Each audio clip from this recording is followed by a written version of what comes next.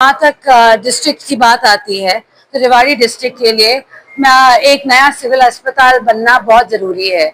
हमारा जो अभी का सिविल अस्पताल है बहुत ही छोटा है और काफ़ी वक्त से ये मांग रही है कि एक नया सिविल अस्पताल बनाया जाए और इसी मांग को देखते हुए पिछले 2 महीनों में मैंने कुछ 6 या 7 जगह ज़मीन देखी है और अब मैं 3 जगहों पे मैं ज़ीरो इन कर दिया है और मैंने जो बीडीपीओ साहब हैं डीडीपीओ साहब हैं उनसे बोली है कि आप मेरे को बताएं कि इनमें से कौन सा हम ज़ीरो इन कर सकते हैं जल्द से जल्द, जिसमें कोई प्रॉब्लम ना पड़े कल को कि कल को ये ना कोई मेरे को बोले कि यहाँ पे ये केस चल रहा है वो केस चल रहा है। बिल्कुल सिंपल और प्योर जमीन होनी चाहिए जो वो देना चाह रहे हैं पंचायत की तरफ से हेल्थ डिपार्टमेंट को। और जैसे ही मेरे को वो जमीन मिल जाती है और 10 मिनट की बात है, मैं इस पे काम जल्द से जल्द शुरू करवा दूंगी। तो मैं गई थी जी, मैंने भी एक मीटिंग की थी वहाँ पे ओपीडी के लिए और मैंने कहा था, आपने कहा था कि अप्रैल एंड तक आप ओपीडी शुरू कर देंगे, मगर सच बात ये है कि जब मैंने देखा उनके जो काम हो रहे हैं, एक तो इनका रेलवे का ब्रिज है, आपने देखा होगा वो आर्चिस के साथ ब्रिज है, वो टूटने को है और उसके अंदर से सीमेंट के जो ट्रक्स हैं वो आ जा नहीं रही हैं क्योंकि वो उसका रेनोवेशन चलना है। तो 1 महीने के लिए वो पीछे हो जाएगा उस कारण से। काम तो पूरी तरह शुरू है मगर उन्होंने कहा कि अगस्त तक हमारे को वक्त दे दो, क्योंकि ऐसी छोटी छोटी चीजें आ जाती हैं जब कंस्ट्रक्शन करने लगते हैं जिसके जो किसी के हाथ में नहीं होती। मैंने पीडब्ल्यूडी एसीएस से बात की थी कि एक फ्लाईओवर नारनौल जो हाईवे है उधर से हमारे पीडब्ल्यूडी ने एक फ्लाईओवर बनाना है एम्स के लिए, तो उसमें भी काम जल्द से जल्द शुरू हो क्योंकि वो फ्लाईओवर बनने में भी 1.5 साल। हाँ, स्टेटस तो मैंने उनसे मांगा है, चंडीगढ़ से आने से पहले मैंने एसीएस से बात की थी कि मैंने कहा आप शुरुआत कर दीजिए क्योंकि 1.5 साल तो आपको लग जाना है उसी फ्लाईओवर को बनाने में। तो अगर हम काम शुरू करवा देते हैं, ड्राइंग्स बनवा देते हैं और फिर टेंडर कर देते हैं तो काम जल्द से जल्द। तो मैं लगी हुई हूँ जी, मेरा भी वन ट्रैक माइंड है कि ये हमारे लिए बहुत हमारे एरिया के लिए एक बहुत गर्व की बात है कि एम्स होने जा रहा है और उसकी ओपीडी और वो एम्स खुद ही जल्द से जल्द खड़ा।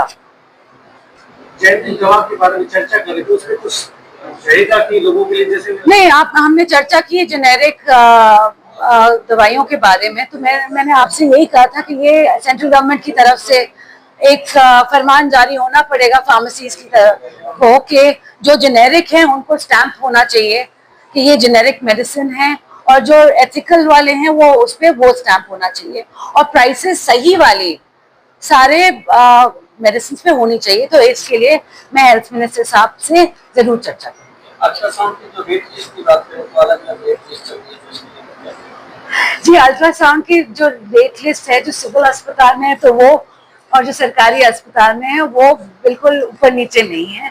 जहाँ तक प्राइवेट की बात कहें तो हाँ जी ज़रूर ऐसा है, प्राइवेट अस्पतालों में बेड्स के अकॉर्डिंग आई थिंक चार्जेस भी होते हैं और नॉर्मल रेट भी होते हैं। तो मैं कोशिश ज़रूर करूँगी कि ये रेट थोड़े से यूनिफॉर्म आने वाले। जो नागौर का मेडिकल कॉलेज है, नागरिक अस्पताल में जो पेशेंट जाते हैं उनको बाहर फिर से बोले एक सारी। नागरिक अस्पताल में जो मरीज जाते हैं उनको प्राइवेट हॉस्पिटल में भेज दिया जाता है। अगर उनको सुपर स्पेशलिटी की जरूरत हो तो अगर ऐसा रेफरेंस हो रहा है जहां हमारे पास सुपर स्पेशलिटी वाले डॉक्टर नहीं हैं तभी रेफरेंस होगा और वो भी सीएमओ साहब की तरफ से ही होगा। आने वाले वक्त में ऐसे नहीं होगा कि आपको कहीं भी रेफर कर दिया जाए बिना उस डॉक्टर को पहले रेफरेंस के लिए बताना पड़ेगा कि रेफर क्यों किया। तो वो मेरी पूरी यही कोशिश है ना कि पूरी सुविधाएं दी जाए। सुविधाएं हैं अस्पताल में फिर भी बाहर भेज दिया जाता है। तो मैंने वही कहा ना कि आज अब से आने वाले वक्त में हम ये करने जा रहे हैं कि रेफरेंस सिर्फ सीएमओ साहब करेंगे, एक कमेटी करेगी और जो रेफर किए जाते हैं जैसे आयुष्मान कार्ड को लेके या चिरायु कार्ड को लेके हमारा बोलते हैं कि हम उनको रेफर कर दिया जाता है। हम गाइडलाइंस बनाएंगे कि कुछ ऐसी बीमारियां हैं जो सिर्फ सिविल अस्पतालों में ही की जाएंगी और अगर उससे ज्यादा कोई बड़ी जैसे कोई बहुत ही बड़ी बीमारी हो तभी उनको रेफर कर दिया। इस नामकरण के बाद जो चल रहा है कोरियावास की, हाँ जी, ग्रामीण धरना दे रहे हैं, हालांकि इसमें ओपीडी शुरू हो गई है, हाँ। बट फिर भी लोग तो धरना दे रहे हैं कि हमने नाम कुछ और रखना है, राहुल के नाम पर। हाँ जी जी जी जी जी। तो इसमें हाँ जी, मैंने भी सुना है कि गांव वाले धरना दे रहे हैं और सीएम साहब से मिलना भी चाह रहे हैं। मुझसे मेरे पास भी कई बार ही आए हैं इसको लेकर, और मैंने भी सीएम साहब से बात की है, चर्चा की है, और मेरी यही आशा है कि अगर सीएम साहब इस बात को सुन ले तो आई थिंक पूरे एरिया के लिए एक फख्र की बात होगी। एक नोटिस वेदांता को दिया गया था हेल्थ डिपार्टमेंट की तरफ से एयर होस्टेस के मामले में, क्या रहा उसका फाइंडिंग्स, क्या रही? नहीं, तो मैंने एक्चुअली बात की थी पुलिस से जब वो केस हो रहा था, और वेदांता का कहना था कि उस टाइम उनके पास नर्सेस थी, मगर क्या होता है, मैंने बस ये चेतावनी दी है आज के दिन कि देखो, जब शिफ्ट चेंज होते हैं तो आपकी जो नर्सेज हैं वो या तो लिखाने में लगी रहती हैं या कोई दवाई लाने में लगी रहती हैं, मगर पेशेंट पे इतना अटेंशन नहीं होता है।